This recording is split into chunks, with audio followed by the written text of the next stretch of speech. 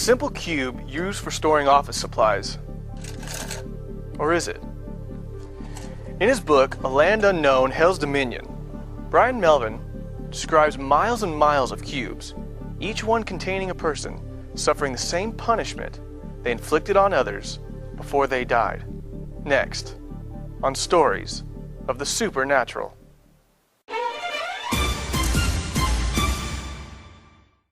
In 1980, I was a rough and ready kind of a guy. I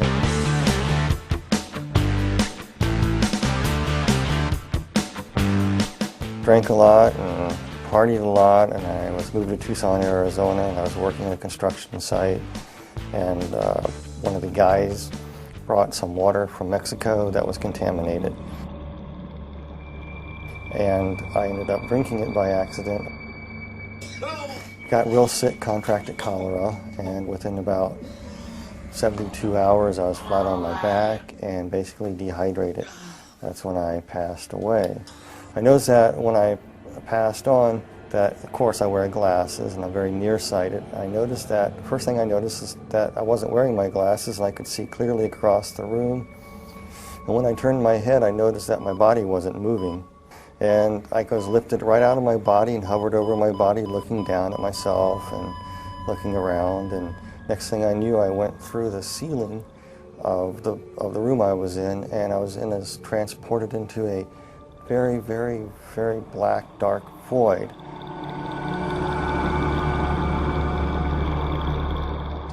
I could hear like somebody speaking to me, like telepathy. And it was explaining to me many, many things that I no longer remember, but most of the idea was explaining to you the whys of life, why there was evil in the world, why this, why, people have questions all the time. These were being answered to you as you were being transported to this light.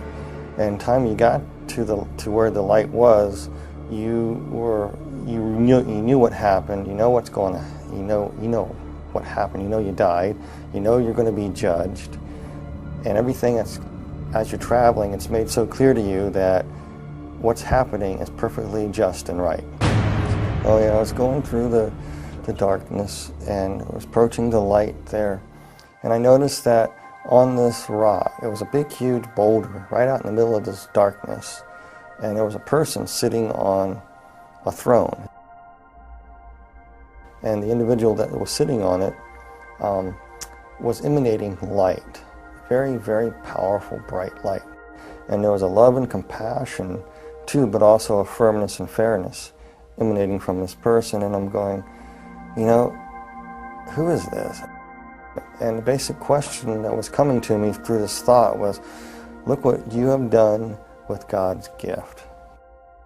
It was actually Jesus was speaking this to me. He said, if I let you into heaven with what you know now, that I'm just, right, perfect, you would misuse that and keep sin alive in heaven. You can't come in.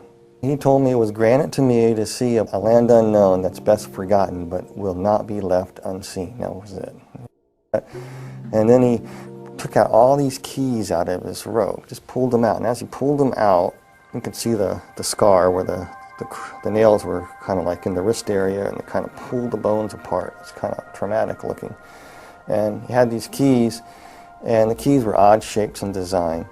And he walked over to a place, and he stuck this key into this, looked like a gate. And a door opened. Then the veil came over, and it was dark again. I couldn't see it. All I could see was the Lord. And I was being moved toward this door, and I went through that door into a void. I mean, a tornado vortex. It was just going round and round. It was a tunnel, spinning horrendously around, just roaring and roaring and spinning and spinning and spinning.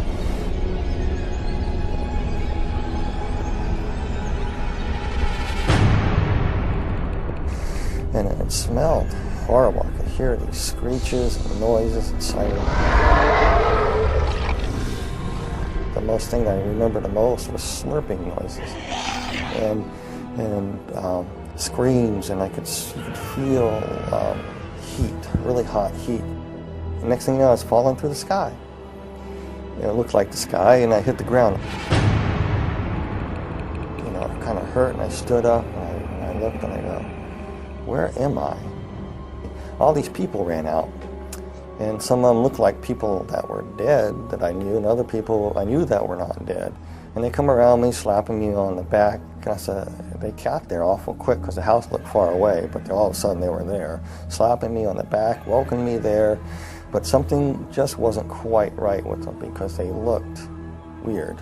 They had yellow glints in their eye, and their eyes were almost reptile-like. I looked over and I saw what looked like my best friend turn into somebody else. And I said, hey, wait a minute, you can't do that. You're not who you say you are. Who are you? And then all of a sudden I looked around and I go, all these people around me are not people. They begin to morph into what they were. They were ugliest creatures I've ever seen. Reptile-like, some of them, they were just god-awful, like rotting vegetables, and they were distorted and twisted, and then they were not perfect by no means. And they were just filthy, smelly creatures. And they were just starting to come at me like they're going to shred me to pieces. And they one tried to grab me right across my chest, and one tried to grab my legs. And while they're trying to tear you to pieces, they backed away, and this one that looked like my best friend earlier, who morphed into different people, came up to me. It was he was about 4'8", looked like a sort of half dinosaur, a reptilian type creature, and it was hissing and spitting at me, and was speaking in a language that I didn't know what it was saying at first. I was telling, and it was broken in English. It was telling me to come, follow it, follow it, follow it. So he motioned to me, and we took a few steps, and all of a sudden we were at the end of the horizon. Now, that doesn't make any sense, but we came across to what looked like the end of the horizon. You couldn't go any further, and I couldn't understand what it was. And yet I could look out, and I could see all this vast fields and mountains. And then that creature stuck its hand in this horizon, and he ripped it open like a veil, and he stepped out of it up onto this road, and he telling me to come, motioning me to come, so I did the same. I just went ahead, I got out, and next thing I knew, I was on a large, wide, dusty, flat road. I just came out of a cell, a cube. It was around 10 by 10 foot square. It could have been 14 by 14. That's what the dimensions were. And there was a cell next to it, and there was a cells above it, kind of set back, concave, so they're going up. And there were 6 of them to the roof of this place. And in the walls are embedded people in cells. And he pointed to another cube, and in this cube I was looking at, there were people inside these cubes. Some were vacant, some people waiting for people to arrive like I did. There's this person in there, and I was just looking at them, and then it was showing me another person. Each person that was in their cube was like they were reliving parts of their life all over again, but not in a very pleasant way. It's like a living nightmare. When we return, Brian Melvin is taken deeper into hell, where he sees people in torment.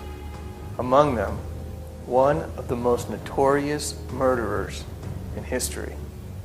Next, on Stories of the Supernatural. And as we were walking along, I realized that hell is just an enormous, big place, and there's many other parts to hell that I did not see. I just saw this place called the pit. And so it says, it's been granted to thee, follow me out to the middle of the road. So we walked out in the middle of the road, and all these demons and creatures running around, and I saw all these people in various stages of torment. And some of these demon creatures inside these cubes were going in at will.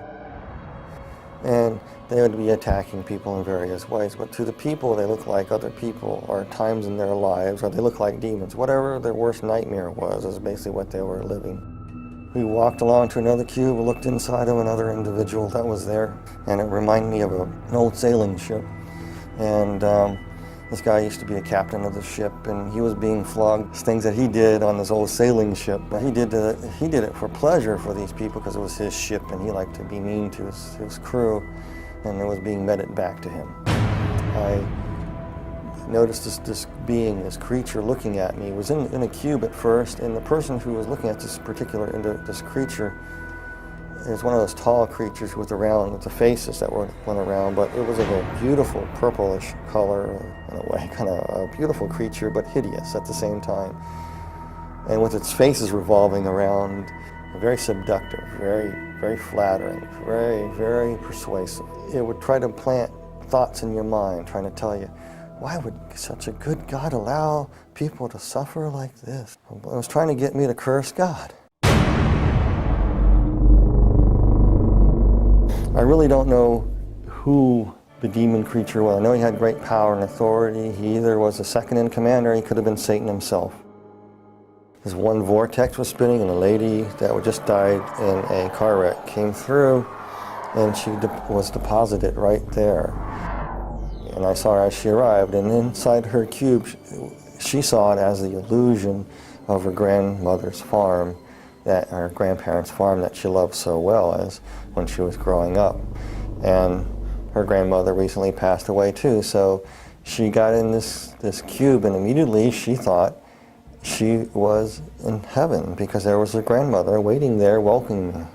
The grandmother that was actually a demon that gave the illusion of being the grandmother said, "Dear Pudding, you made it to heaven. I'm so glad you're here." And she really thought that she was in paradise. But there was a darker side to her. She would make her children be what she wanted. Her children wanted something else. She wanted them to be this. And if they didn't do it her way, it was the fist. It was verbal abuse. It was cutting down. So as she sat down, I was watching it, and the tree's limbs just grabbed her. And then she realized she was not in paradise.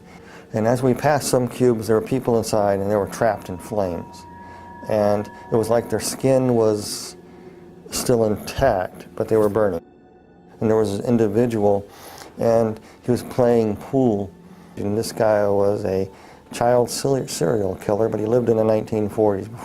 But he was in this pool hall playing this pool before the punishments would commence again. He thought he had a break. And then these people in there would torment him and come and run and just grab him and tear him up. And out of the sky I could see this big demon coming down. It reminds me of a snake. He just gobbled him and swallowed him. Then all these other little demons came up and said, that's no fair. We didn't have our chance with him yet. Regurgitated him back up. He was whole. I know this sounds really bizarre, but that's what happened. Then all the other little demons, little teeny things, about 3 foot tall, just jumped on him. And he was powerless. And they were beating him and clawing him.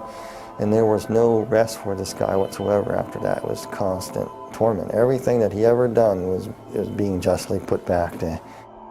I came to a cube, and I was looking at this, and this was a woman. She was dressed in fine garb. She was a temple prostitute, basically what it was. And she was somebody who died in Corinth around 69 AD. For a price, she would have a newborn son. For some reason, their religion was some strange thing. When you have a newborn son, you can offer it into a statue, and there's flames underneath the statue. You put the baby on the statue, and basically the baby would be cooked. And here she is in this temple. There was no let up to her torment. It was almost like all the little babies that she burned that were hers and other people's were tormenting her, mocking her, pouncing on her, just crawling and tearing her up. And she just screamed, and I had to turn away and walk.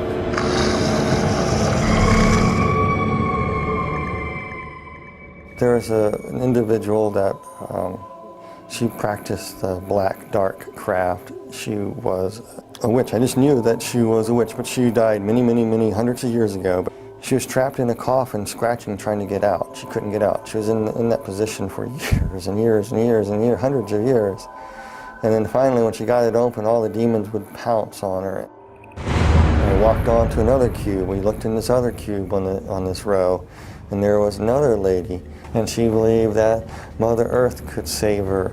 And then if she honored the trees and the rocks, and she was into this nature thing, and part of their religious practice that she would practice would be getting out in the fields and dancing around a fire with a bunch of other people doing the same. The people that she thought that she was with were actually demons, and they would come up to her and say, "You did this." They pick up a stone. You say, "The stone will save you here," and they smacked her with it. So she was standing there, and the demons reached down there and reached in her mouth, ripped out her tongue and part of her thing, and says, "You talk bad? Oh, the stones are not going to save you. Nobody can save you." Then they ripped off her, just actually took her skin and just peeled it off. It was really slow and agonizing to shreds until nothing to the skeletons. Then they took the bones and broke the bones. And she felt everything. Then her body would come back together. The flesh would come back together, and she'd be whole again, and it would start all over again. A different scene would happen. And some of the cruelest people on earth were in these. You know, some people, I don't like to say names of people or anything like that, but I will, you know, this one particular individual is definitely there, and everybody knows who it is. It's Adolf Hitler. Hitler was sitting in a cube. The cube was open, and it was just burning flames. He's just sitting there burning. And his flesh wasn't burning, and he had this hideous look on his face. And he was, as he was burning, the flesh would be rotting, and he was feeling every bit of it. It was almost like every oven of the gas, of the concentration camps, all the tortures that went on there were being meted back to him in one intense flaming bit of stoked up white hot heat that would rot his flesh away at the same time, make him ashes, come back. He was just being tormented like that. He was just, I remember having this weird look on his eyes. It was just angry, vicious anger. When we return, Brian Melvin tells how for a moment he thought he may be trapped in hell for all eternity. We were walking in another segment of hell near the back recesses of the wall, another segment of the deep dark pit. And we're coming to this one pit there was one place, and the cube was open, and inside there, this demon was trying to get me to go inside this cube in what looked like a dentist chair. I'm not afraid of dentists at all, but this thing looked like a dentist chair to me, with all these hideous creatures in there trying to say, "This is where you are going. And they want you in this cube here." And they were trying to get me in there, and I didn't want to go. And this part is very hard for me, because you got to understand, you are so scared. This whole time you're there, you're just saying, "Jesus Christ, Jesus Christ, Jesus Christ." By that time, I was probably saying "Jesus Christ" so fast, Jesus Christ so fast, that it was a blur. That's all I can say. They wanted me in this cube, and I was scared. I didn't want to go in this thing. And like I said, throughout the whole time, you felt a connection with somebody from above, the Lord. And then all of a sudden, you could feel something coming for you. I was so petrified, I couldn't distinguish what it was. You could feel the footsteps walking behind you, and the ground thundering. And as it closer, whatever it was walking behind me. And I was too scared to turn away to see who it was, because I didn't want these things to rush me and grab me. And all of a sudden, they started coming toward me. And then the presence got right behind me, and they all scattered. And that purplish, big, tall, demonic creature, the regal creature, kind of backed slightly away and kind of bowed and kind of walked out, just kind of slithered on into the mist, into the darkness of hell. And the Lord was carrying me up.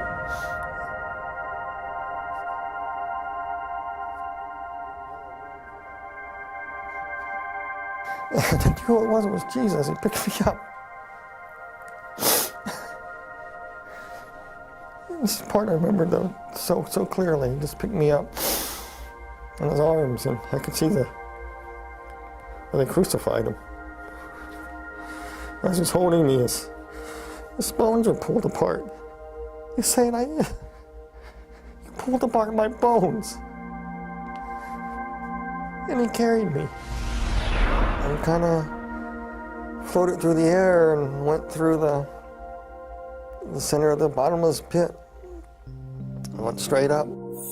I remember bits and pieces of being taken to a hospital and waking up in a hospital room and nurses poking me. And when I woke up out of this thing trying to breathe, I grabbed the doctor and said, "I'm not in a cube, am I?"